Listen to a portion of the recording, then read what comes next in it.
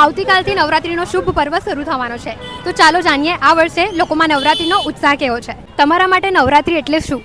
નવરાત્રી એટલે festival of dance and colour and lights and music. Navratri એટલે એક 9 દિવસની રાત, મતલબ એન્જોય કરતા હોઈએ ફ્રેન્ડ સાથે મળીને. બસ અમારા માટે નવરાત્રી એટલે ભક્તિનો મહિમા ખરો. અને અમારે સિનિયર સિટીઝનને જે 3 તાળીના ગરબા લેવાની ખૂબ મજા આવે, 2 તાળીની મજા આવે.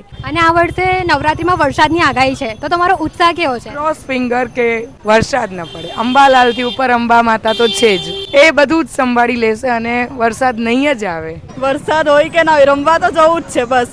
વરસાદ તો હવે આવે ને જાય, ઇટ ડઝન્ટ મેટર કે ગરબામાં કોઈ બી મતલબ બ્રેક વાગશે. कुछ भी हो, बरसात हो, कुछ भी हो, हम नाचेंगे, खुल के नाचेंगे. અને આ વર્ષે કયા ગરબા ગ્રાઉન્ડમાં ગરબા રમવા જવાના છો?